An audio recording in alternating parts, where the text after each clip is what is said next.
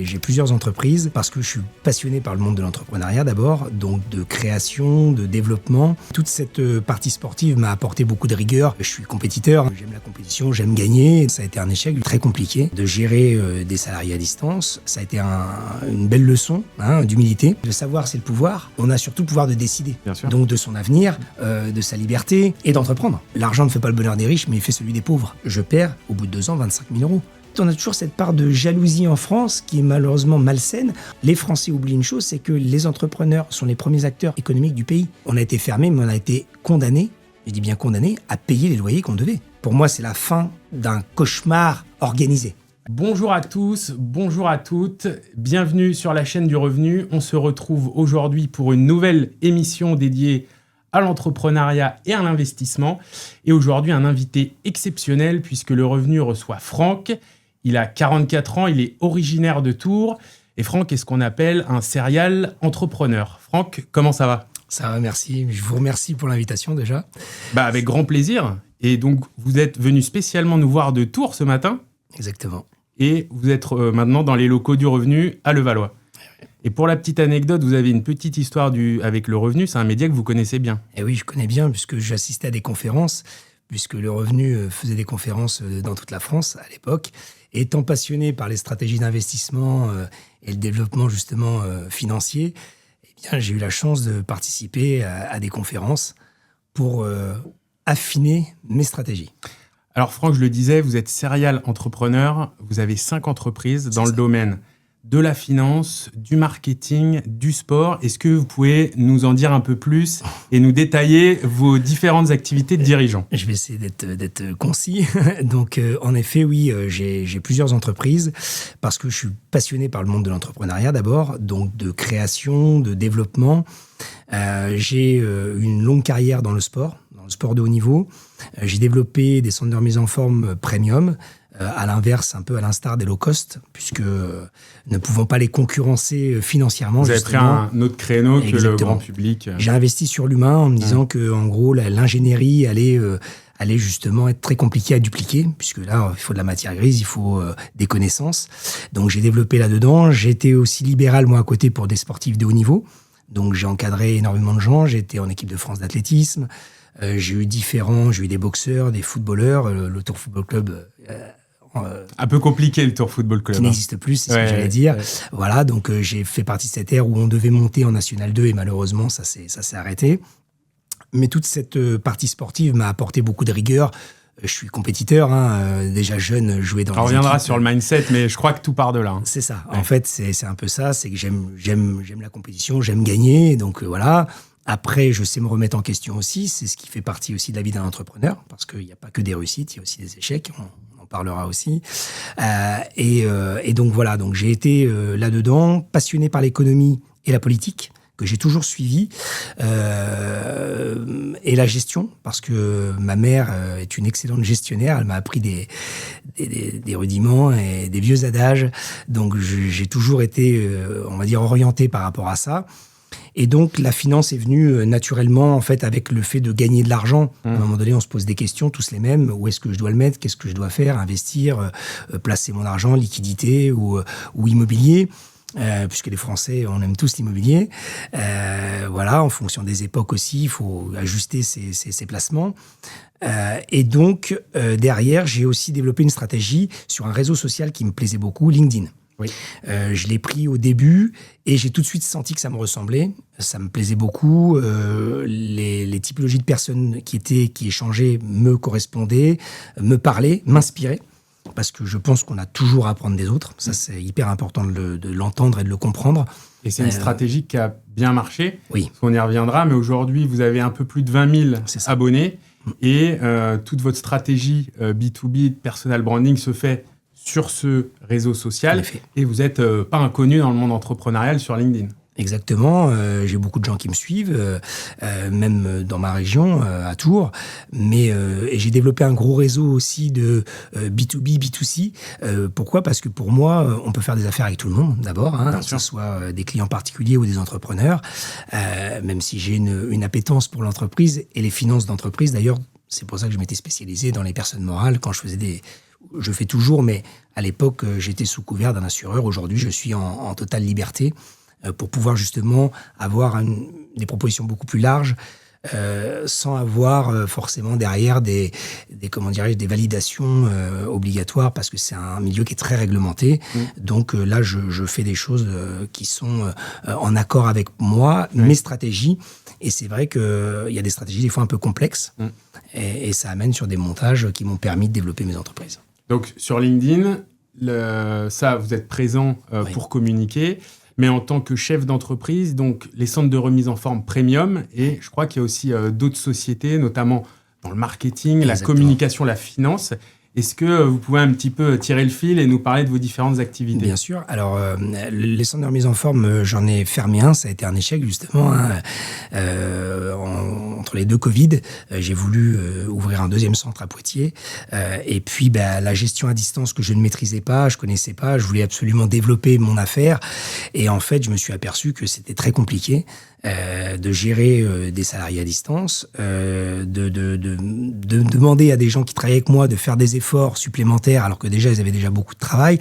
Ça a amené des tensions aussi humaines, managériales, des problématiques qui m'ont fait réfléchir aussi beaucoup sur comment on communique avec les gens, comment on les amène à grandir eux aussi, sans forcément qu'ils soient dans l'entreprise actionnaires, mais qui suivent quand même l'évolution de l'entreprise. Donc c'est vrai que c'était pour moi, ça a été une belle leçon d'humilité, puisqu'on a refermé le club, je l'ai revendu.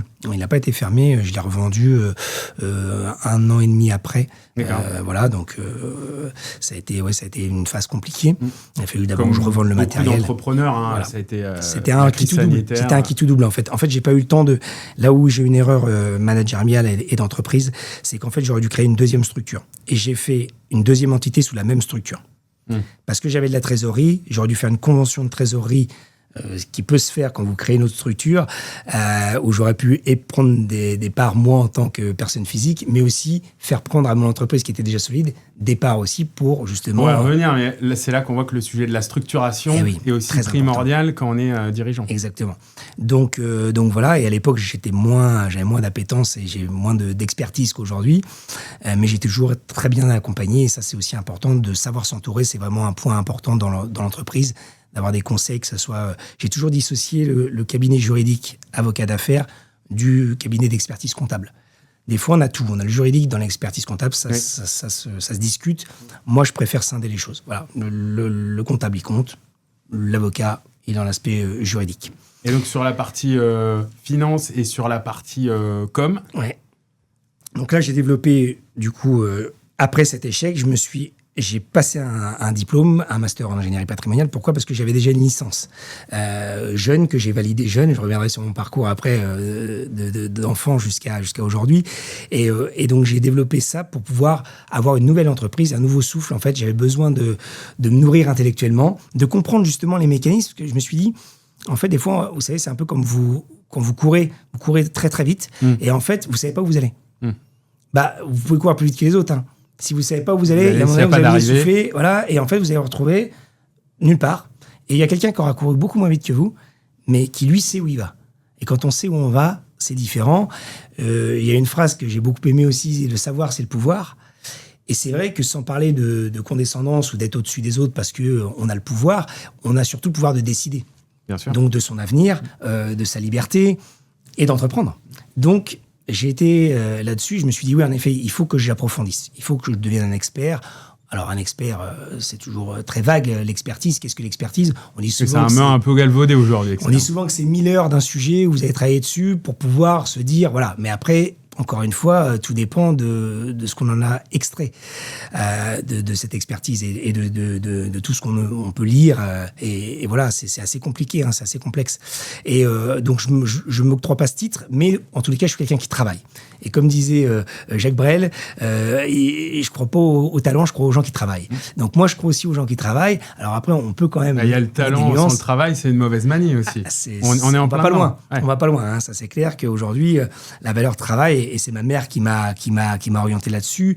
J'ai une famille aussi où mes oncles et tantes sont des travailleurs. Ma grand-mère qui est décédée malheureusement cet été, à qui j'ai dédié justement cette interview, qui disait toujours Franck il fait plein de choses, Franck il a toujours des nouvelles idées.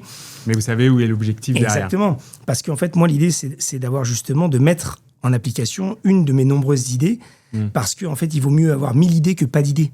C'est surtout ça qu'il faut retenir. Donc les gens qui ont des idées aujourd'hui, gardez-les, essayez de les développer. Ça marchera pas. On risque pas grand-chose quand on essaye. Oui. On risque plus à ne pas essayer. Pour moi, voilà. Donc j'ai fait cette finance et après j'ai voulu, par rapport à LinkedIn, me dire, mais en fait aujourd'hui on est dans l'ère des réseaux sociaux. On le voit bien aujourd'hui, on discute ensemble. À l'époque c'était impossible. Il y a encore 10 ans, jamais j'aurais pensé, voilà, qu'on soit là et qu'il y ait des jeunes qui nous regardent ou d'autres, parce que justement. On est à l'ère des réseaux sociaux qui met en avant justement plein de choses. Alors, il faut trier, comme tout, mais il y a des choses qui sont très qualitatives et je vous remercie parce que vous faites du qualitatif. Donc, c'est pour moi un honneur d'être invité par vous. Et derrière, par rapport à cet aspect qualitatif, il faut arriver justement à développer ces choses-là.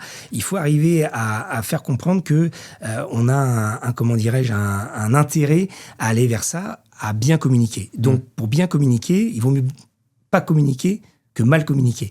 Ça, mais comme pour tout d'ailleurs. Et j'ai voulu justement mettre du professionnel là-dedans, puisque j'aime faire bien les choses, comme les centres de remise en forme que je m'expliquais, comme les stratégies financières. Et donc, j'ai rencontré quelqu'un, je voulais qu'il s'occupe de mes réseaux. Donc, je me suis dit, bon, voilà, je vais aller chercher un vidéaste, quelqu'un vraiment qui est créatif, qui fait des beaux montages, pour que c'est de la valeur, que ça soit beau à regarder. Même si à la rigueur, ça parle pas, ça sera beau à regarder. Et donc, j'ai rencontré cet associé avec qui j'ai monté Pixora International, qui est une agence de publicité, qui est vouée à faire des contenus marketing et justement à développer la communication. Et je me suis dit, il va faire des belles vidéos, je vais pouvoir les mettre sur LinkedIn et je vais pouvoir parler de la finance, du sport, de plein de choses. Et là, on arrive à un croisement franco-français. C'est les gens qui font plusieurs choses dans différents domaines et qui n'ont rien à voir. Quand vous partez du sport, en short basket, que vous passez par la finance, personne morale, levée de fonds, OBO, etc. Domaine très technique. Voilà, on n'est pas dans le, entre guillemets, le CGP de base qui fait de l'assurance vie et du PER. Ouais. Là, on va un peu plus loin dans la technicité, optimisation du dirigeant, de la rémunération du dirigeant, etc. Donc, il faut connaître l'aspect juridique, les montages, le type de structure qu'il faut monter pour justement arriver à, comme on le disait tout à l'heure, à faire des montages précis, parce que ces gens-là ne sont pas dans l'à peu près. Ils vous payent très cher. Donc, voilà. Et derrière, vous êtes sur la publicité. Donc, vous faites des interviews, vous faites des photos, vous discutez avec des gens. Et les gens se disent, mais attendez, en fait, il fait tout. Et souvent, on confond les gens qui font tout, en fait, ils font rien. Oui. Et c'est vrai qu'on dit, on peut pas être au four et au moulin. Mais là, c'est ce que vous disiez tout à l'heure, il y a un objectif. Parce que c'est vrai que si on regarde de prime abord, on pourrait se dire, le sport, la finance, le marketing, c'est un touche-à-tout, mais il n'y a pas de lien. Mais en fait, là, vous nous avez dressé un peu le panorama de vos activités. Mais il y a un vrai fil conducteur, c'est qu'aujourd'hui, vous accompagnez vos clients sur une chaîne de valeur de bout en bout. C'est-à-dire Exactement. Que vous avez des clients, vous me le disiez avant le début de cette interview, que vous avez dans vos centres de remise en forme depuis de nombreuses années, pour lesquels vous structurez également des opérations financières. Et en plus, ce sont des personnes maintenant à qui vous proposez du personal branding avec votre agence de communication. Exactement. Donc la boucle est bouclée, parce que je leur dis souvent, comme on se le confiait tout à l'heure, vous faites un investissement. L'idée, c'est d'avoir une rentabilité, un rendement. Les gens déjà souvent confondent rentabilité et rendement. Le rendement, c'est à la fin, la rentabilité, c'est en cours de route. Et donc, c'est vrai qu'à la fin, on se dit, mais faut que j'investis en 10 ans, par exemple, je fais un investissement foncier, donc à partir de 10 ans, j'aurai des revenus fonciers. Oui, mais dans 10 ans, est-ce que vous serez toujours ici ? Est-ce que vous serez toujours en bonne santé ? Parce que quand on se souhaite la bonne année, et on la souhaite à tous les auditeurs, une bonne année, c'est avant tout la santé. Hein. Eh oui, c'est la santé. S'il n'y a pas la santé, tout le reste ne va pas. On n'achète pas sa santé.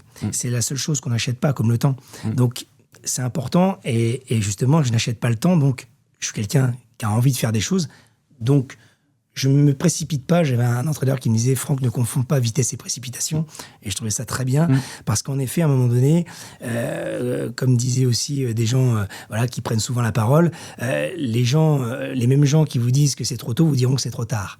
Et c'est vrai, à un moment donné, il faut y aller. Si on ne se lance pas, et un autre adage dit « mieux vaut fait que parfait ».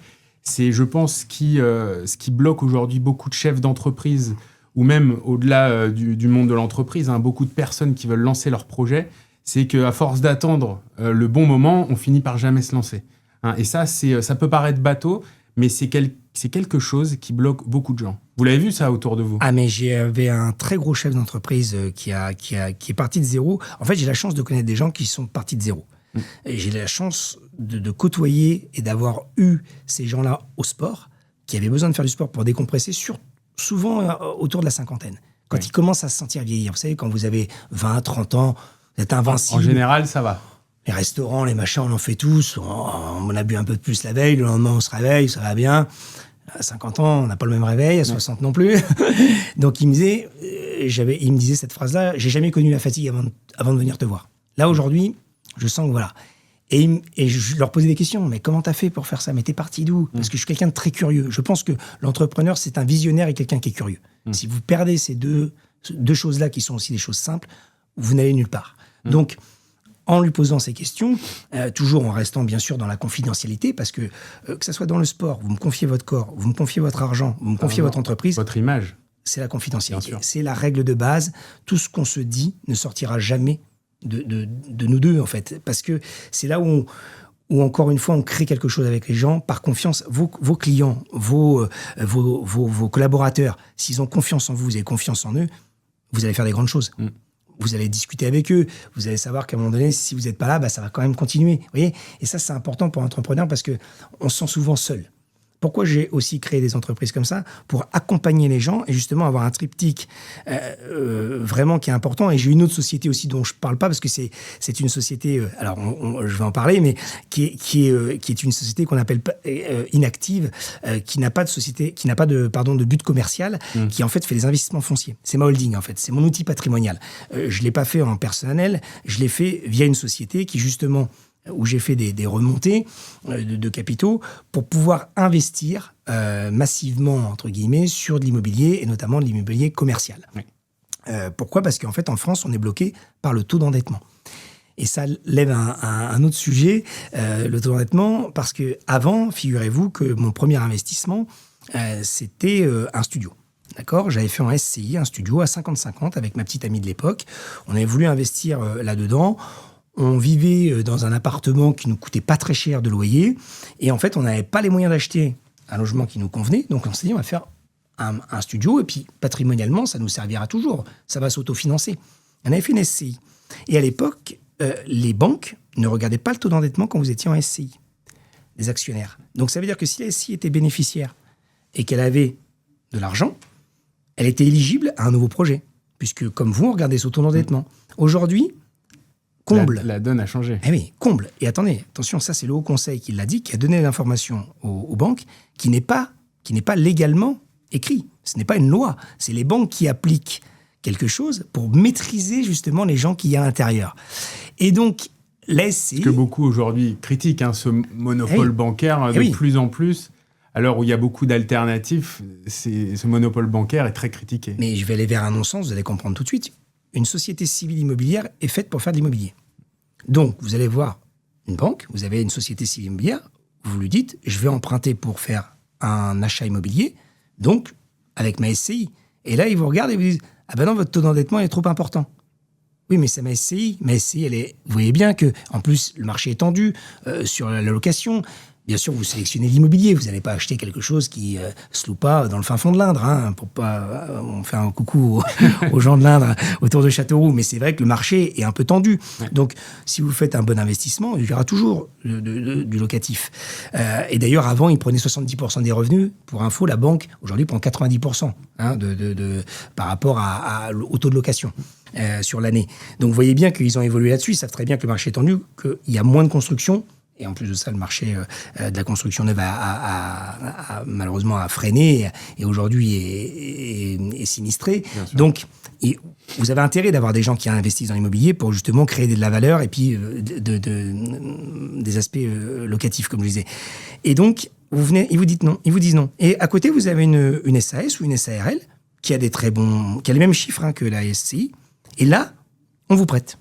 Sauf que ces structures-là n'ont pas vocation à faire de l'immobilier. Une SARL n'a pas vocation à faire l'immobilier. Si elle a une structure commerciale, une SAS ou SASU n'a pas non plus la vocation. Eh bien là, c'est pas très intuitif. Hein. Ça, je pense que les gens qui nous écoutent ne le savent pas forcément. Là, ils ne vont pas regarder. C'est pas intuitif du tout. Et non, là, ils ne vont pas regarder votre taux d'endettement. Par contre, fiscalement, il y a un gros problème. Puisque d'un côté, vous êtes sur une charge d'entreprise. Donc, c'est-à-dire que vous faites 10 000 euros de revenus, vous avez 10 000 euros de charge, vous êtes à zéro fiscalement. Vous n'avez pas d'IS, d'impôt sur les sociétés pour les gens qui nous regardent. Mais dans une SAS ou une SARL, vous achetez de l'immobilier, ce n'est pas une charge, c'est une dette qui est inscrite au bilan. Donc, en fait, on n'est pas du tout dans la même dynamique, vous voyez, et c'est là où, à un moment donné, il faut que tout le monde s'accorde. Mais justement, vous l'avez appris en faisant, et c'est aussi parce que vous avez acquis cette expertise dans votre propre parcours personnel. Vous nous parliez là d'un investissement immobilier avec une proche à l'époque.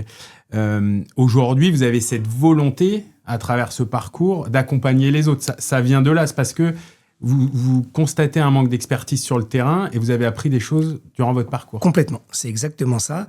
Je me suis aperçu qu'en effet, il y avait pas mal de couacs, en fait, de failles aussi, hein, parce que dans tous les systèmes, il y a des failles, où on peut justement arriver à contourner sans être hors la loi, hein, j'insiste bien là-dessus, tout en restant dans les règles, mais en faisant des montages un peu plus complexes, validés par des experts comptables et des avocats d'affaires. Et en effet, aujourd'hui, moi, j'investis dans l'immobilier commercial, comme je disais tout à l'heure. Pourquoi ? Parce que en fait, cette première expérience a été une très mauvaise expérience. Je vais vous donner l'anecdote. Je suis tombé sur le syndrome de Diogène, c'est-à-dire qu'en fait, la personne qui était dedans était malade. Terrible maladie. Terrible maladie. Et je me suis retrouvé avec un appartement avec 1,50 m d'ordure sur 33 mètres carrés, pour vous donner un ordre d'idée. Et cette personne-là ne voulait pas se faire hospitaliser. En France, quand vous êtes adulte et que vous refusez l'hospitalisation, vous n'y êtes pas forcément soumis. Et donc, pendant 2 ans, elle est restée enfermée dans cet appartement. Donc, j'ai récupéré un appartement délabré. Heureusement, les assurances ont bien joué le jeu parce qu'il y avait un dégât des eaux, donc ça a été pris en compte. Ça nous a permis quand même de limiter la casse. Et je me suis dit, waouh, fausse bonne idée d'avoir des gens qu'on ne maîtrise pas, qu'on met dedans. Et derrière, bon, alors elle payait tout le temps, ça n'a pas de problème. Mais si on a un autre problème comme ça, bah, ça coûte. Et le rendement final, là, in fine, n'est plus le même, puisque vous devez rajouter au final les travaux. Donc voilà, et je me suis dit, je vais faire un peu comme le private equity, c'est-à-dire que moi-même, je fais mes structures, voilà, et derrière, j'ai besoin de locaux. Donc j'achète les locaux où j'héberge mes sociétés. C'est-à-dire qu'en fait, c'est beaucoup plus simple. À la fin du mois, c'est moi qui paye le loyer à moi. Et donc les transferts de fonds... On n'est jamais mieux servi que par soi-même. Se font beaucoup plus. Sachant que, je le dis aussi pour la petite anecdote, pour les gens avec qui je travaille, je me paye toujours en dernier par contre. Ça, c'est Si certains le découvrent, ça leur fera plaisir. C'est peut-être, ou pas, je sais pas, mais en tous les cas, non. Ça, c'est l'origine, en fait. Pour revenir sur mon parcours, en fait, ma mère payait d'abord les factures pour après voir ce qui restait et en fonction de ça. Pour remettre un petit peu de contexte, Franck, là, on a dressé le panorama de vos entreprises, vos activités. On l'a bien compris, hein, serial entrepreneur à 44 ans. J'aimerais qu'on revienne sur les débuts. Vous venez d'un milieu plutôt modeste, alors qu'aujourd'hui, vous accompagnez une cible et une clientèle premium. C'est ça. C'est en partie de ce milieu modeste et de votre enfance que vient votre motivation, votre détermination. Vous en parliez en début d'émission. Est-ce que vous pouvez nous parler un petit peu de ces conditions dans lesquelles vous avez grandi et vécu, notamment avec votre mère dont vous nous parliez? Bien sûr. Alors, c'est très simple. Hein. J'ai été on a été un peu livrés à nous-mêmes avec ma maman, puisque elle s'est séparée rapidement de mon père, et on a été projeté. J'étais un enfant qui avait à l'époque 5 ans, et on a été projeté dans un quartier au nord de Tours où j'avais une belle petite maison à Tours avec mon père et ma mère. Et puis, du coup, j'ai changé de vie et je suis arrivé dans un HLM. Voilà. Donc, je me suis adapté, comme tout le monde, et j'ai vu ma mère, entre guillemets, souffrir un peu de cette situation, d'être toute seule d'abord, hein, élever un enfant tout seul. J'étais un enfant qui était quand même assez actif, comme vous pouvez le voir, j'ai toujours été proactif, et je l'ai vue très inquiète, en fait, très angoissée par cette situation, et je me disais, mais c'est pas possible, elle travaille, elle fait beaucoup de choses. Et au final, on n'a pas grand-chose. Quand on voyait la vie, alors quand vous êtes petit, vous ne voyez pas la vie pareil, mais je voyais des maisons, des gens qui partaient en vacances souvent. Moi, je ne partais pas en vacances. Ou vous voyez la différence avec d'autres personnes de votre entourage. Et comme je dis souvent, je ne suis pas un nouveau riche, je suis un ancien pauvre. Je mets des guillemets à pauvre. Hein. On n'a pas connu la misère non plus, il ne faut pas exagérer. Ouais, milieu modeste. Milieu modeste, et je suis un enfant du peuple. Je dis toujours, je suis un enfant du peuple. J'aime beaucoup cette expression parce que je suis dans la réalité ordinaire de tout le monde, en fait, de comment on s'achète une voiture, est-ce qu'on peut s'acheter une résidence principale, enfin voilà, les vacances, on peut aller un peu plus loin cette année, on peut se faire un peu plus plaisir, on peut aller au restaurant, vous voyez, des choses comme ça. Et donc, j'aime toujours, mais qui paie à son âme, Jean d'Ormesson, qui disait l'argent ne fait pas le bonheur des riches, mais il fait celui des pauvres. Et c'est bien la vérité, parce que j'ai vu les problématiques des gens qui avaient de l'argent, que j'accompagne aujourd'hui, et c'est très bien, c'était des très bonnes problématiques, puisqu'ils veulent aussi des fois transmettre à leurs enfants ou construire des choses pour Mais ce sont des problèmes de riches, comme on dit. Ce sont des problèmes de riches, puisqu'on a une matière, en fait. Et les pauvres, ce qui leur manque, c'est l'argent. Bien sûr. Et oui, c'est tout simple, parce que dans une société capitaliste, s'ils n'avaient pas d'argent, ça peut vite devenir compliqué. Et c'est pas forcément, sans rentrer dans la philosophie de l'argent, une fin en soi, mais c'est une forme de liberté. Et bien sûr. Vous le disiez, vous parliez de vacances, c'est un outil. D'immobilier, de cadre de vie, de confort. On est en plein dedans, là. Et moi, je dis toujours que c'est un outil. Pourquoi ? Parce qu'en fait, regardez mon parcours. J'aurais pu très bien rester sur mes acquis. J'avais de l'argent, j'en ai placé. Et puis continuer comme ça. Je suis destiné, je peux continuer à faire du sport et encadrer des jeunes ou des sportifs de haut niveau, parce que j'ai encore des demandes aujourd'hui. Encore aujourd'hui, à l'heure où je vous parle. Alors que je me suis dit, mais non, je vais utiliser cet outil pour en faire plein de choses. Et surtout en faire bénéficier d'autres personnes.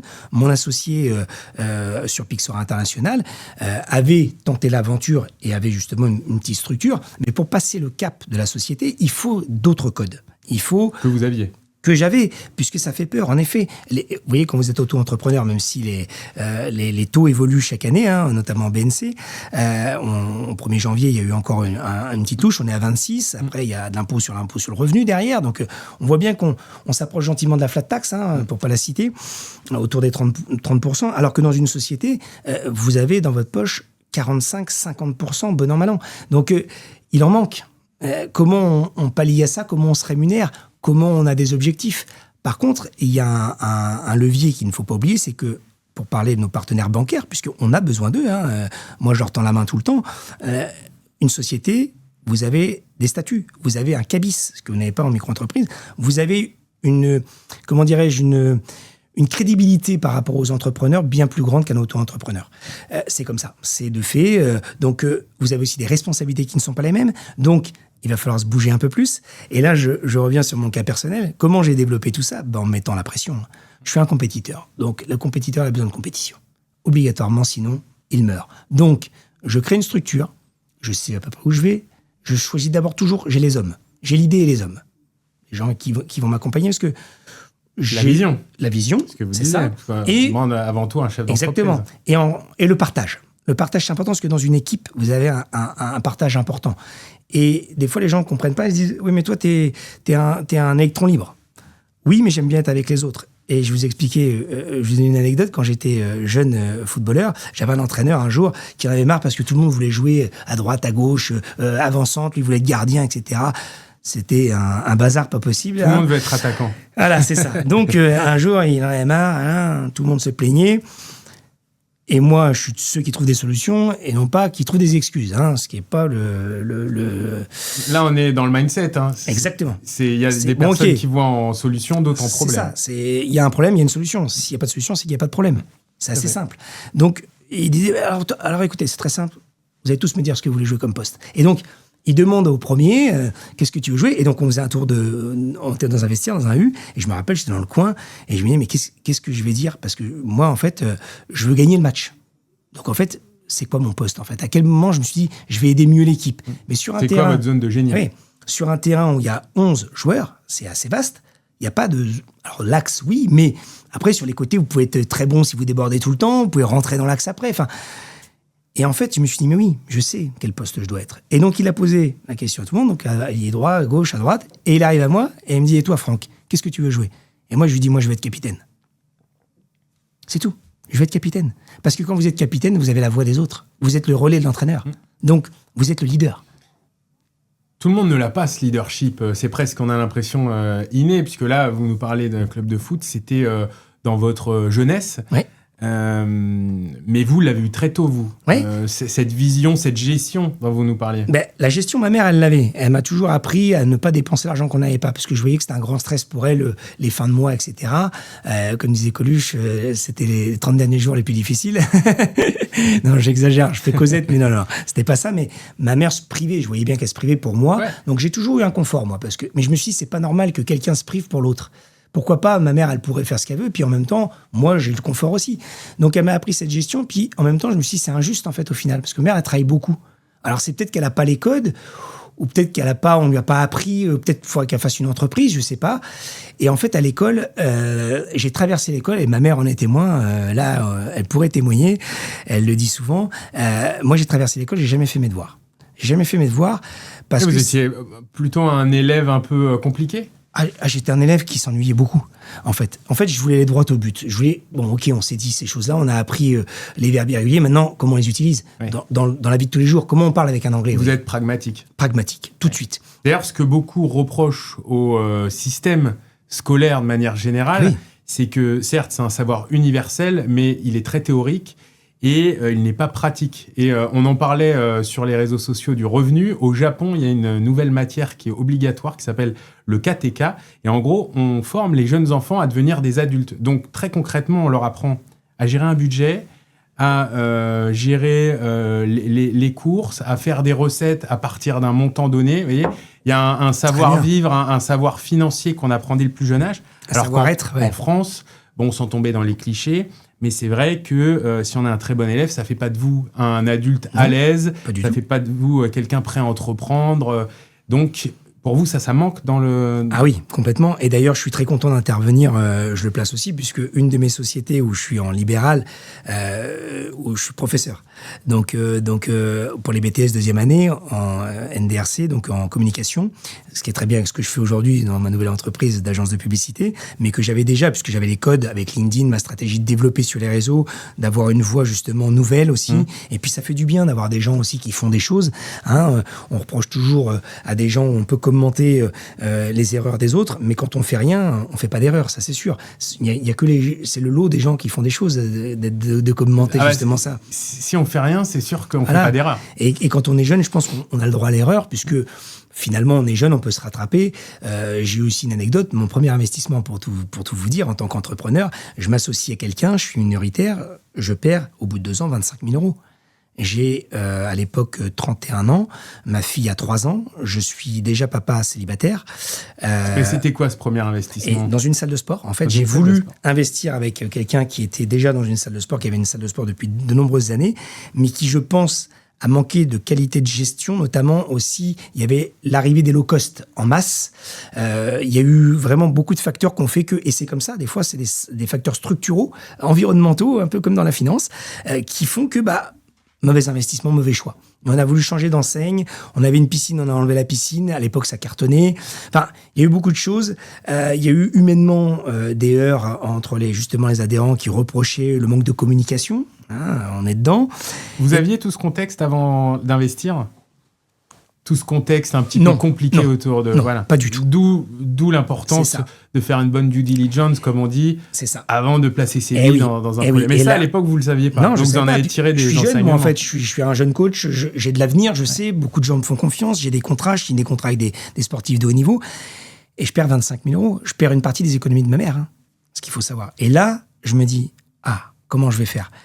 Et à l'époque, la personne avec qui j'avais investi justement dans cette société civile immobilière où on fait le studio, elle avait été en études de médecine. Donc, elle avait déjà un bon poste, elle était interne, ça allait bien, son avenir était tracé. Donc, stabilité quand même. Les autres autour de nous, c'est important. Aujourd'hui, je fais un clin d'œil aux gens qui m'accompagnent tous les jours, notamment ma chérie, qui me conseille beaucoup et qui est proche de moi, qui me comprend. Parce que des personnalités comme moi, c'est assez complexe. Plein d'idées. Vous parlez de gestion, il faut aussi savoir les gérer. Et oui, donc là, c'est important. Ma mère qui est toujours là aussi. Ma fille, à qui j'apprends justement, qui fait une deuxième seconde aujourd'hui, donc qui a connu un échec scolaire, et où je lui dis, mais c'est pas grave. grave, en fait. Il n'y a aucun problème. Ouais, votre Toutes les portes mindset, sont devant toi. ça se retrouve aussi dans la façon dont vous éduquez votre enfant, fille, etc. Ouais, complètement. J'essaye de... Et à tout le monde, d'ailleurs, je dis, de toute façon, le positif attire le positif, sans vouloir faire de développement personnel profond. Mais c'est vrai que quand vous êtes chez vous, dans le fond de votre canapé, à vous dire « Ah mince, je vais jamais y arriver », il est évident que vous n'allez jamais y arriver. Si en Coupe de France, vous jouez contre une grosse équipe et vous dites pas « Les gars, ils sont comme toi et moi, ils ont 2 bras, 2 jambes, ils courent comme toi, et peut-être qu'aujourd'hui, ils vont courir un peu moins parce qu'ils ont une autre pression que toi, t'as pas, t'as rien à perdre. » Donc, vas-y. Essaye, on verra bien. Et donc, je dis aux jeunes, quand vous faites une entreprise, faites-la à fond. N'y allez pas. Si vous avez des doutes, s'il y a un doute, il n'y a pas de doute. Donc, faut pas y aller. Et encore une fois, je reviens sur l'entrepreneur que j'avais rencontré, qui avait un gros mindset aussi. Il m'avait dit, tu sais, Franck, c'est jamais le bon moment dans la vie. C'est jamais le bon moment parce que va falloir s'acheter une voiture. Donc, lance-toi. Va falloir faire. Donc, en fait, tu vas trouver des excuses. Donc, à un moment donné, t'es capable ou t'es pas capable? Et là, le compétiteur revient. Vous savez, le fameux cap ou pas cap. Donc, après, il faut réfléchir quand même, il ne faut pas le faire bêtement. Ouais, il faut qu'il y ait un peu de raison, bien sûr. Mais quand vous avez, je vous dis, déjà l'envie, vous êtes travailleur, vous faites attention à ce que vous faites, vous êtes gestionnaire, vous entourez de bonnes personnes, bon, déjà, le fait de perdre, il est déjà plus minime, vous voyez. Et en même temps, qui peut croire en vous plus que vous? Qui peut croire en vous plus que vous? Personne. Pourquoi? Parce qu'en fait, vos proches, quand vous allez leur donner cette idée de nouvelle entreprise, de développer ou de faire autre chose, ils vont dire « Oh là là, danger, attention !» Ouais, mais tu sais, ça, parce qu'ils veulent vous protéger. Ils vont vous protéger naturellement, ils vont dire « Ouais, faire attention. » C'est la prudence. Eh oui, ma mère, ah bon, tu fais encore ça, mais pourquoi ça sert à rien? Parce que là, t'étais bien. Je pense que là, nos auditeurs, tout le monde pourra se reconnaître dans ce cas-là. Dès qu'on cherche à entreprendre, que ça soit pour une passion, un projet, on aura toujours des proches. Et c'est pas pour ne pas, parce qu'en général, une maman, des proches, tout le monde veut vous voir réussir. Mais il y a toujours l'aspect sécurité, prudence. Et c'est là où il faut savoir sortir, je pense, du carcan familial. Ça, vous l'avez un petit peu senti aussi, vous. Moi, ma mère, c'est quelqu'un de très prudente, qui était très angoissée, qui m'a vu grandir et j'avais un devoir vis-à-vis d'elle, vis-à-vis des autres aussi. Ma mère a élevé ses frères et sœurs qui ont fait des très grandes carrières. Mes 3 tantes sont dans l'éducation nationale. Ont été c'est une famille de formateurs, de professeurs. C'est ça, dont une à l'inspection académique, qui a écrit des livres pour les enfants aussi en difficulté, notamment dans un quartier à Tours qui était très compliqué, le Sanitas, où il y a beaucoup de gens qui se sentent exclus, en fait, et donc du coup ma tante leur tendait la main pour dire bah voilà, l'éducation nationale aussi est là pour aussi être un vecteur de comment dirais-je, de faire le grandir ensemble, en fait, vous voyez, avec toutes les personnes qui peuvent composer la France. Et donc il y a des richesses partout, hein, encore une fois. Et donc, et c'est vrai que ça, et mes 2 oncles ont fait des ingénieurs ou polytechniques. Donc forcément, j'ai eu comment dirais-je, une image de mes oncles, extrêmes. Voilà, qui grandissaient, qui étaient quand même des gens à responsabilité. Mon oncle a été PDG de Nexens, un autre des grosses responsabilités à Allianz, toujours aujourd'hui, il est à Munich au siège. Donc, vous voyez, des gens qui font des choses. Et c'est vrai que je me disais, mais ils viennent d'un quartier des Fontaines à Tours, qui était aussi un quartier, mais aujourd'hui qui bouge beaucoup, mais qui était quand même pas dans les meilleures conditions. Et ils n'avaient pas de père non plus. Donc en fait, je me suis dit, ils ont réussi. C'est possible. C'est possible, bien sûr, tout est possible. Chacun son chemin de croix, et il faut surtout capitaliser sur ses qualités. Comme je dis souvent, mieux vaut montrer ses vrais défauts que ses fausses qualités. Hein, mieux vaut surprendre que décevoir. De toute façon, ça finit toujours par ressortir. Bien sûr. Souvent, la comédie ne dure pas longtemps. Il faut savoir être honnête avec soi. Et donc, capitaliser sur votre force et en même temps s'écouter. Après, j'ai envie de dire, on développe, on croit en soi, donc c'est nous notre premier supporter, hein, soyez votre premier supporter, je dis souvent, et après, derrière, on va prendre des infos auprès des autres. Qu'est-ce que tu penses de ça? Mais une fois qu'on a bien ficelé la chose, et il faut avoir une force, il faut être convaincu et convaincant. Ça, c'est très, très important aussi de l'entendre, parce que quand vous êtes convaincu, vous êtes convaincant. Vous parliez de savoir s'entourer. Ça, c'est quand même une problématique qui concerne tous les dirigeants. Ouais. Avoir une vision, c'est bien, mais pour la déployer, il faut s'entourer des meilleurs, des bonnes personnes. Il y a toujours le délégué, trouver des associés, un directeur général. Vous, dans votre parcours, comment ça s'est matérialisé, cet aspect-là? Savoir faire confiance aux autres. Alors, on est la somme des 5 personnes qu'on côtoie le plus. Paraît-il. Je vous le confirme. J'ai souvent vu, et en effet, et quand vous avez des gens qui sont un peu nocifs, malheureusement, vous avez tendance à avoir des traits un petit peu plus noirs. Et quand vous avez des gens positifs, vous accélérez votre croissance. Mais personnelle, hein, pas que financière, pas que entrepreneuriale. Donc, je pense qu'il faut à un moment donné faire confiance. Et comme je dis souvent, par rapport à ma première expérience où j'ai fait confiance, mais j'étais jeune et j'ai pas contrôlé, la confiance n'exclut pas le contrôle. Bien sûr. Donc, quand vous partez avec ce deal entre vous et l'autre, vous êtes obligé de faire confiance à quelqu'un. Récemment, j'ai embauché quelqu'un qui devait être en CDD. Pourquoi ? Parce que j'ai eu beaucoup d'échecs sur des contrats d'apprentissage où on forme les gens, vous savez, puis à la fin, on leur propose un CDI. Et malheureusement, pour les jeunes aujourd'hui, ils ont envie plein de choses.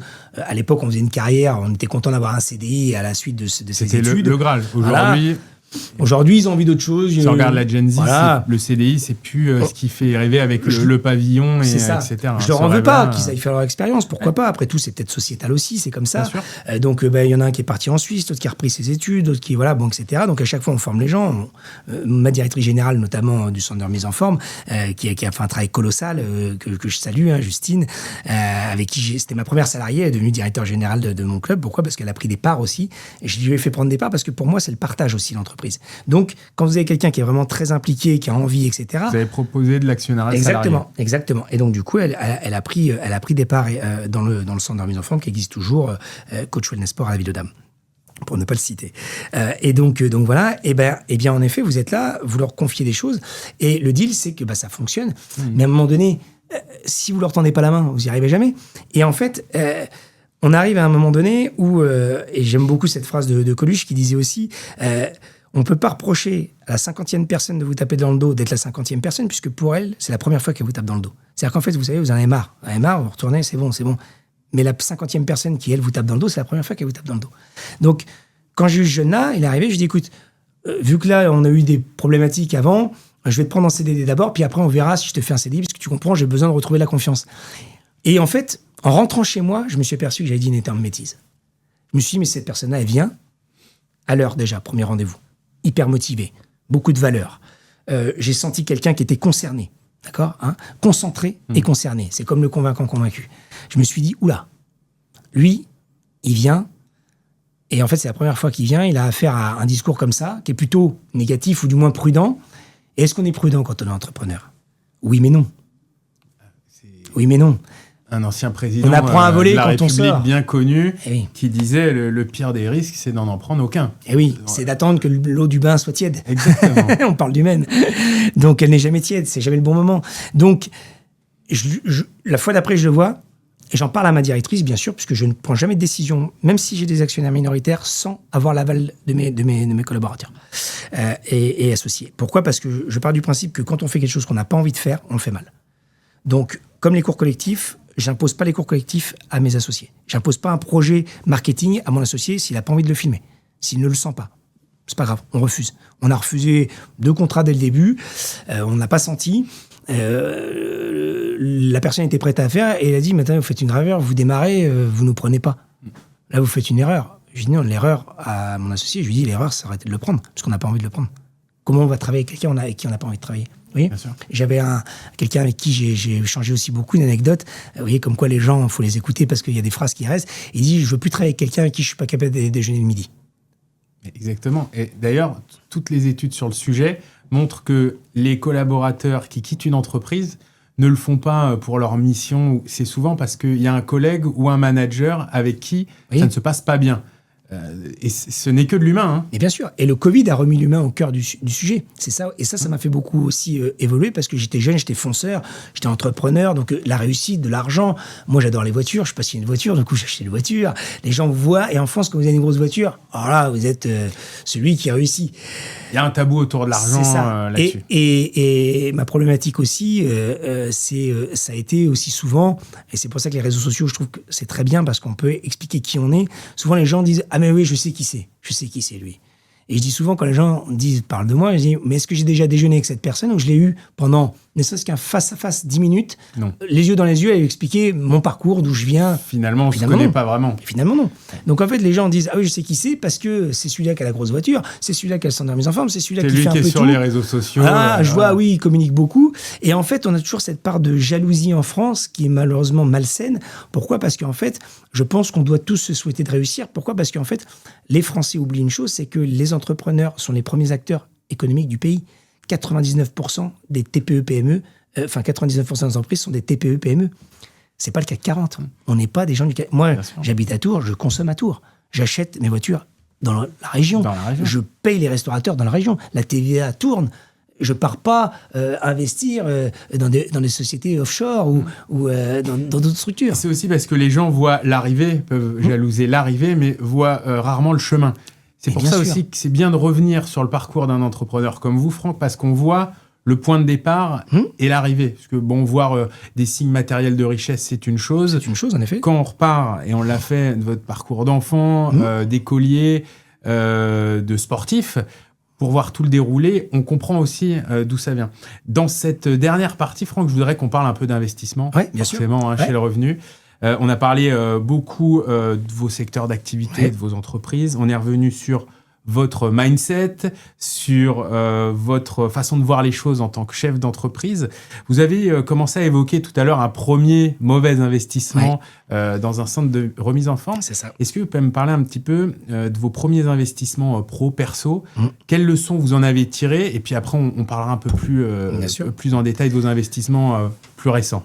Alors, justement, cette erreur de ne pas avoir contrôlé, en fait, d'avoir été minoritaire et de ne pas pouvoir gérer cette association, entre guillemets, je faisais confiance.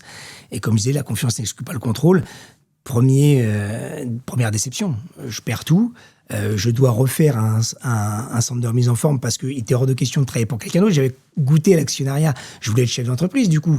Et ça vous a pas démotivé, donc. Au contraire, vous qui êtes compétiteur, en plus. Ça. Sauf que la problématique qu'il y a, c'est que ma maman avait mis de l'argent dessus et elle m'a dit, t'as vu, d'être entrepreneur, ça amène à ça. Très prudente, les proches vous protègent. Non, va prendre un poste en tant que salarié. Et j'avais des ouvertures pour être salarié. Mais je me suis dit, je peux pas rester là-dessus. Si je reste là-dessus, j'abandonne. Ah, puis là, c'est une compétition même contre vous-même. Exactement. À votre mère, j'imagine que vous étiez un petit peu déçu.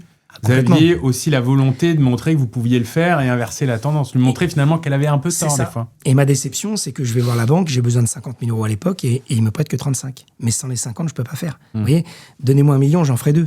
Si vous me donnez 100 000, je vais faire que 200 000. Donc le COEF, c'est un COEF 2. Mais 1 million à 2 millions, vous voyez la différence entre 100 à 200, c'est pas du tout la même chose. C'est exponentiel.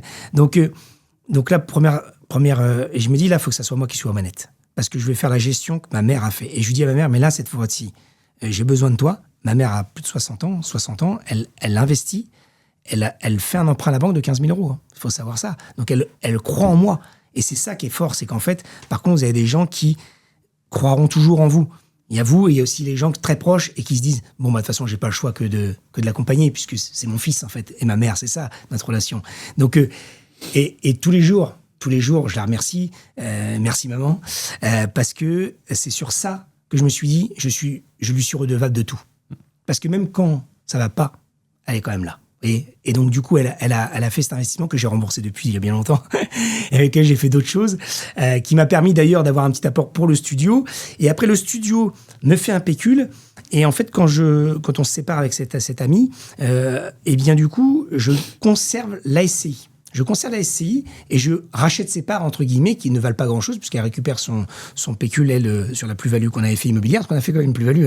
C'était à l'époque où on achetait encore à bon marché, dans le centre de Tours, hyper centre, puisque les 3 règles... Ce qui est, pour connaître un peu Tours, pour une petite anecdote, je suis aussi originaire de Tours. C'est devenu compliqué. Hein. Ah oui. C'est très... Et en plein cœur des Halles, j'achète justement les 3 règles que mon beau-père m'avait dit à l'époque, qui étaient gestion patrimoine. Vous voyez, il n'y a pas d'histoire, il n'y a pas de hasard. Il me disait l'emplacement. Les 3 règles de l'immobilier.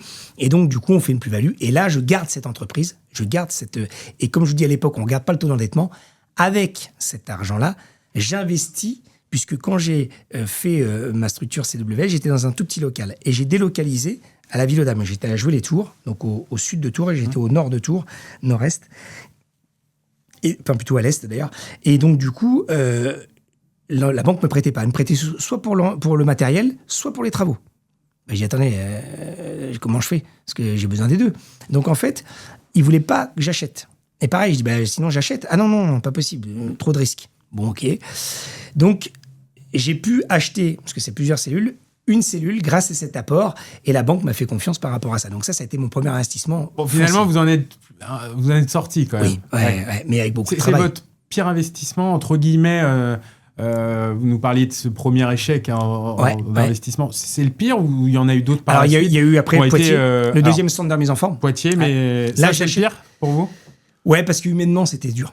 Ouais. C'était pas que l'aspect financier, c'était les allers-retours, c'était le stress, c'était une nouvelle population, parce qu'en France, géographiquement, dans le Poitou, c'est pas le Tourangeau. Hein. Il y a 2 minutes, pas les Angevins. Vous parliez de votre père qui parlait d'emplacement. On est en plein dedans encore. C'est ça. Et donc là, je suis au port du Futuroscope, mais je suis mal placé. En fait, je connaissais pas bien. Vous voyez, donc j'ai acheté un peu sur plan. Et puis c'était beau, c'était grand. Les entrepreneurs, on a plus d'espace, donc on va s'exprimer mieux. Mais en fait, il faut aussi le monde. Hein. Et là, pour moi, c'est très compliqué. Je repère de l'argent, là. On a cité pas mal de monde dans notre échange, mais un grand investisseur qui n'est autre que Warren Buffett, un de ses credos, c'est n'investis pas dans ce que tu ne connais pas. Je sais bien. Ça fait, je pense, partie des petits enseignements que vous avez appris là-dedans. Complètement, j'ai foncé tête baissée. Et j'ai dit à mon associé, cette fameuse directrice générale, qui travaille toujours avec moi, elle croyait en moi, vous voyez bien, je dis là, on est capable, c'était qui tout double. Et vu que je suis un compétiteur, elle se dit, on peut que gagner, vous voyez. Et malheureusement, on a perdu. Et alors après, ce qui nous a quand même beaucoup aidé, malheureusement, c'est le fait on a été fermé, mais on a été condamné, je dis bien condamné, à payer les loyers qu'on devait. Sauf que nous, on a proposé aux gens de mettre leur abonnement en stand-by. Donc je remercie tous les adhérentes à l'époque qui avaient maintenu, parce qu'ils ont un maintien de salaire pour la plupart, donc ils ont maintenu leur abonnement qui nous a permis d'avoir un fonds. Ouais. Mais derrière, on a eu un PGE qu'on rembourse encore, et que je rembourserai la dernière mensualité en avril 2026. Ça, vous en êtes fait Ah oui, pour moi, c'est la fin d'un cauchemar organisé. Ouais. Mais ça montre que le parcours, pour revenir sur le parcours, peut être jalonné d'échecs. Et alors, Franck, inversement, votre meilleur investissement? Parce qu'on l'a compris, il y en a eu aussi. Bien sûr. Alors, mon meilleur investissement, ça a été ce studio, parce que ça a été le tremplin. Mais j'ai envie de dire, mon meilleur investissement, ce sera le prochain. Réponse un peu toute faite, mais c'est quand même important. Pourquoi? Parce que ça veut dire que je pense que tous s'entrecroisent. Ce qui est bien, c'est de maîtriser. Moi, j'aime beaucoup le fait d'avoir du commercial et de mettre mes entreprises dedans, parce que justement, ça me permet de maîtriser. Là, on a, avec l'entreprise justement de marketing, l'agence de publicité, on a la chance de pouvoir avoir des bureaux que je viens d'acheter, qui vont arriver à Saint-Cyr au mois de mai, là, cette année, pour faire aussi un studio d'enregistrement, faire un petit peu comme vous, donner la parole à des gens. Je vous inviterai avec grand plaisir, d'ailleurs. Hein, avec grand plaisir. Avec Gaspard aussi, qui a repris le revenu, que je salue, et que je remercie pour l'invitation aussi, avec toute l'équipe. Et c'est vrai que ça, c'est des prochains investissements, mais c'est quand même des grands investissements. Et ça, pour moi, chaque investissement a du sens, en fait, puisqu'il en appelle à un autre. Et il sécurise, parce que quand vous allez à la banque encore une fois, et vous dites, voilà, je veux faire ça. Les gens disent, ah ouais, mais oui, j'ai déjà ça. Et là, je rembourse bien. Quand vous montrez pas de blanche, souvent, ça vous déporte. Eh oui, vous voyez, à chaque fois, et on se met aussi caution perso. Ce que je déconseille au maximum, mais des fois, vous n'avez pas le choix. Et encore une fois, qui croit plus en vous-même que vous-même? Donc, les investissements, le meilleur, c'est vraiment ça. Ce sont vraiment les débuts qui vous permettent d'avoir une capacité de levée de fonds. C'est-à-dire d'avoir un argument qui dit, vous avez vu, j'ai déjà fait quelque chose, et commencer petit, c'est important. Parce que vous prenez moins de risques. Quand vous êtes jeune, même si vous perdez tout, vous voyez, j'ai perdu 25 000 €, c'était toutes mes économies, j'avais plus rien. J'ai continué à travailler, ça a été plus long, mais ça s'est fait quand même. Et quand vous partez de rien, le temps est votre allié. Ce n'est pas l'argent, puisque par définition, vous n'en avez pas. Donc le temps, les choix, et puis derrière, le travail, toujours le travail. Le temps long, hein, je citais Warren Buffett il y a 5 minutes. C'est une de ses deuxièmes credo de philosophie d'investissement. Et c'est un vrai problème, la rentabilité à court terme. Parce que tout le monde, on veut tous mettre 1000 et récupérer 1000 demain. On parlait de réseaux sociaux, c'est aujourd'hui beaucoup ce que vendent beaucoup d'influenceurs, de créateurs de contenu, c'est le rendement à court terme, alors que l'investissement, on en revient au sport, c'est une course de fond. Et alors c'est pas un sprint. J'ai une anecdote avec des jeunes là, puisque là on va parler vraiment pratico-pratique avec mes jeunes BTS. Et là ils vont se reconnaître. Et il y en a quelques-uns dans ma classe qui font de la crypto-monnaie. Et figurez-vous que j'ai fait mon premier investissement de crypto-monnaie il y a 1 mois ou 2. Quand vous êtes arrivé tard, entre guillemets. J'ai attendu on sait pas où de on en maîtriser, est, mais parce que assez pour tard moi, sur le marché. Abstrait. Donc j'ai attendu. Et le Bitcoin, pour ceux qui suivent, s'est cassé la figure. Et j'avais toujours entendu un Bitcoin en dessous de 80 000, ça n'existera pas, ou ce sera très compliqué. Donc vous aviez investi sur le Bitcoin ? Donc j'ai investi là récemment sur le Bitcoin. Ok. Et alors ? Je suis rentré, pour tout dire, à 76, je crois, de mémoire. D'accord. L'Ethereum aussi, puisque ce sont 2 courbes qui suivent, c'est des sous-jacents. Et donc du coup, là aujourd'hui, avant de venir, vous voyez, j'ai regardé, j'ai mis en toute transparence 3 000 et quelques euros et j'ai fait 10%. Donc j'ai 3 300 euros en gros d'encours, j'ai un bonus de 300 euros. Et ces jeunes même, ces mêmes jeunes, à qui j'ai dit, bah oui, eux ils font du trading, ils suivent quelqu'un sur les réseaux, je ne pourrais pas vous dire qui, mais voilà. Et donc ils achètent, qui leur donne, qui des les forme, c'est comme un conseiller, et qui va leur donner des ordres d'achat, etc. pour les accompagner. Et donc ils achètent, ils vendent, et donc du coup moi je les ai 1 fois par semaine, et donc à chaque fois ils sont toujours en train de perdre. Et il faut bien dire une chose aux gens aussi, c'est que l'autorité des marchés financiers, j'ai passé l'AMF d'ailleurs, donc j'ai la certification AMF, c'est important aussi de le dire, parce que j'ai voulu aller au bout des choses, notamment sur la finance durable aussi, avec l'option finance durable que j'ai pris, que j'ai eu de la premier coup, donc j'étais très satisfait. Vous avez eu l'agrément là sur vos activités financières. C'est ça, exactement, qui est important aussi, notamment pour faire de la finance d'entreprise, puisque c'était obligatoire pour avoir la carte de démarchage pour faire de la finance pour personne morale. Et bien du coup, quand j'ai eu cet agrément, forcément j'étais content. Et j'ai lu un petit peu tout ce qui se passait. Et en fait, ce qu'il faut savoir, c'est que 9 personnes sur 10 qui font des investissements seuls perdent de l'argent. Ça, c'est l'autorité des marchés financiers qui le dit. Parler d'accompagnement. Et voilà. Ça peut passer par des personnes en ligne, mais le revenu, il y avait d'ailleurs consacré un dossier. Oui. Il y a de tout. Il y a des charlatans comme il y a des professionnels reconnus, certifiés. Et je crois qu'on l'a rappelé, mais l'AMF fait foi en la matière en France. Oui, complètement. Et puis, alors, au-delà de ces créateurs de contenu ou autres, il y a en effet s'entourer de mentors ou de gens qui ont l'expérience. Et on ne se lance pas tête baissée dans un investissement, surtout sur des crypto-actifs très volatiles, dont la volatilité est évidemment reconnue, rappelons-le à nos auditeurs. Bien sûr, et j'encourage les gens à lire les revenus, en effet, pour avoir et moi je l'ai lu longuement et j'ai assisté aux conférences qu'on citait en début d'émission. Pourquoi ? Parce que c'est très important de comprendre et d'avoir surtout des voix de personnes qui sont là depuis la nuit des temps, entre guillemets, comme Warren Buffett que vous citez, Buffett, et c'est vrai que c'est important de transmettre ça aux gens, et d'ailleurs ces jeunes-là me disent: ah mais monsieur, je dis, alors vous en êtes tous les gars? Ah bon, non mais on perd, j'arrête aujourd'hui. Et je lui dis, et il me dit, et vous? Je dis, moi, là je suis à plus de 200. Ah mais vous êtes sur le long terme, mais vous... Mais il y a que ça qui paye. Hein. Et en fait ils se disent, et ils me disent, ah mais vous avez raison, mais eux n'ont pas le temps parce qu'ils sont jeunes.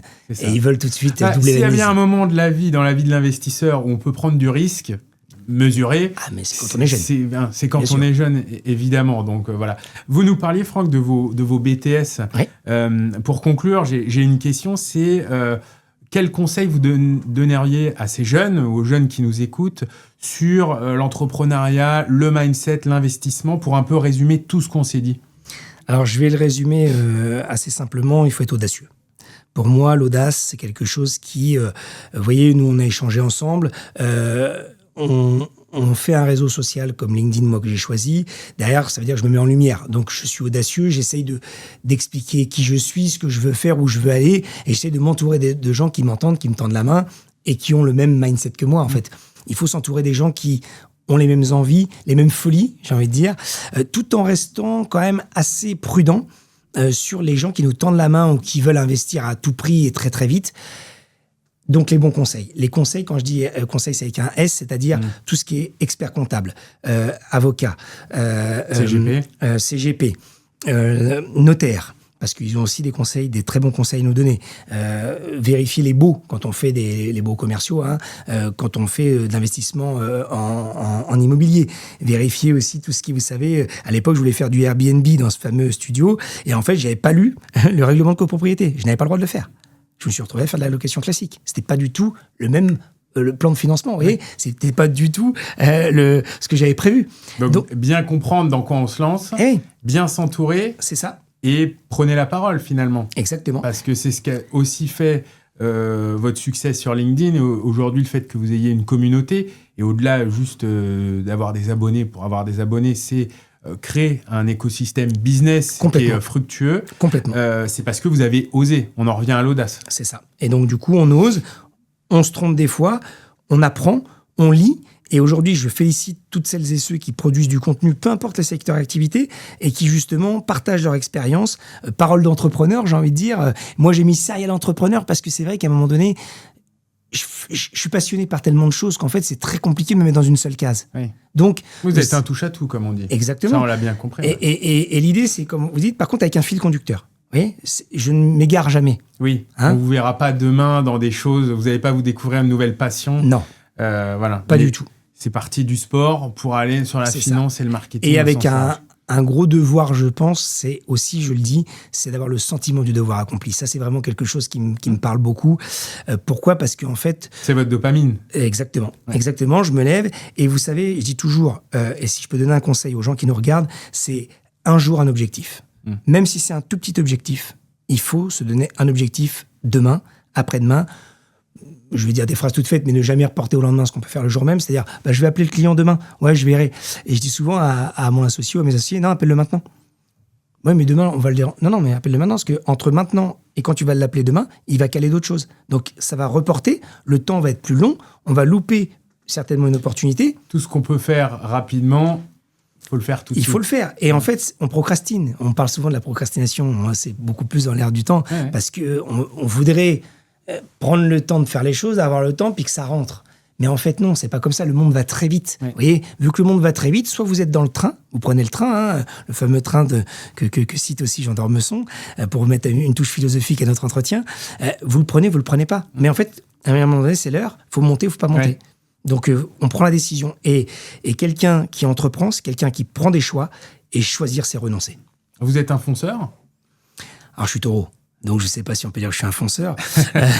Peut-être que oui. Certains dirigeants sont réputés pour... Si, je suis un fonceur parce qu'en fait, je me dis que aujourd'hui, surtout encore plus qu'avant, je suis là pour vivre. Et vivre, c'est exister. Exister, c'est faire, c'est construire.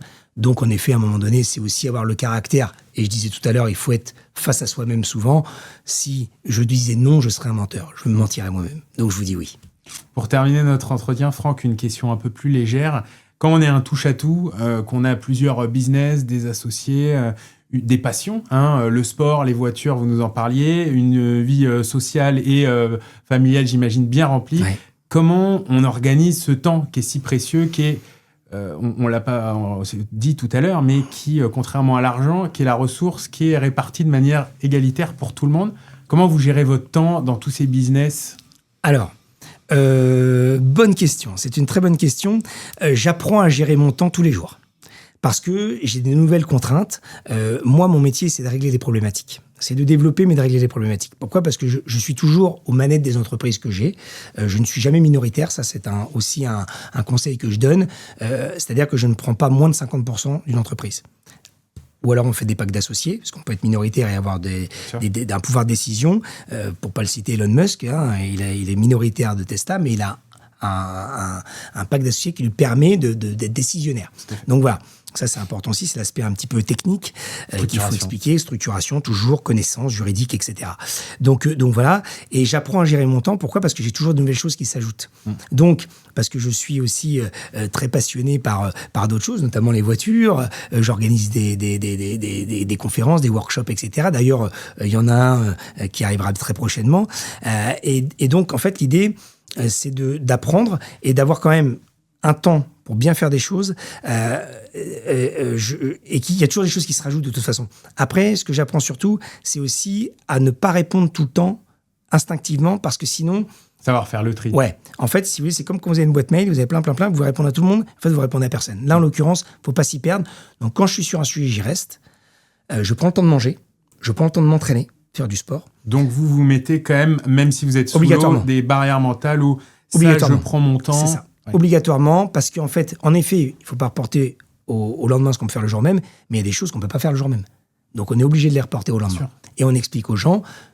C'est toujours la communication, l'art de communiquer. Ne t'inquiète pas, si je ne te réponds pas, demain, sous 24 heures ou 48 heures, tu auras une réponse. Et à moi, là, après, de gérer, de déléguer aussi. Mais j'ai des associés formidables. Encore une fois, je les cite, hein, mais ma mère aussi est une de mes associées, puisque elle est dans ma holding pour comment dirais-je, une stratégie patrimoniale qui nous est propre. Mais Justine, Julien et d'autres sont là aussi pour m'aider et sont concentrés, concernés. Donc, ça m'aide beaucoup.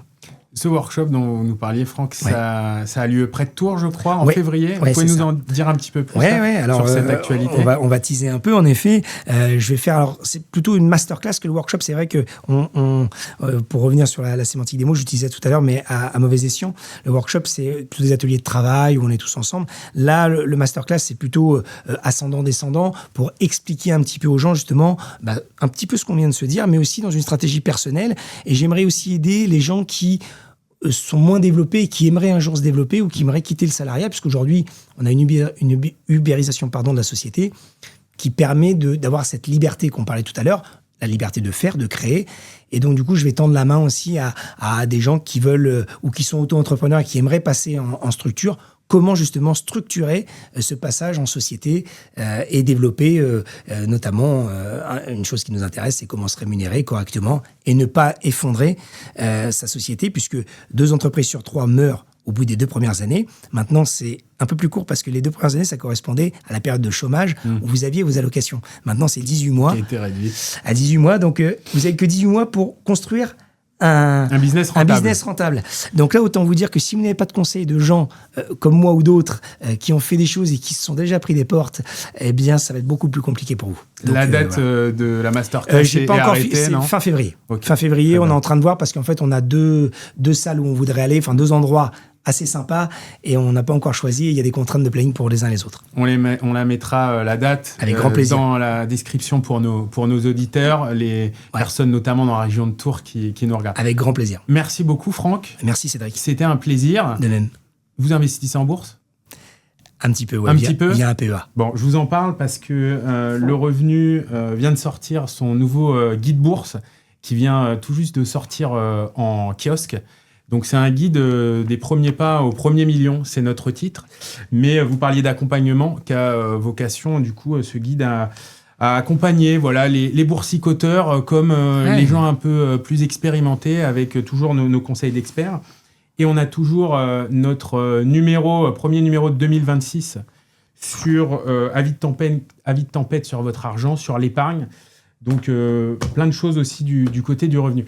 Je vous remercie de nous avoir suivis. Je vous donne bientôt rendez-vous pour un nouvel entretien avec un entrepreneur sur d'autres thématiques. Bonne journée à tous.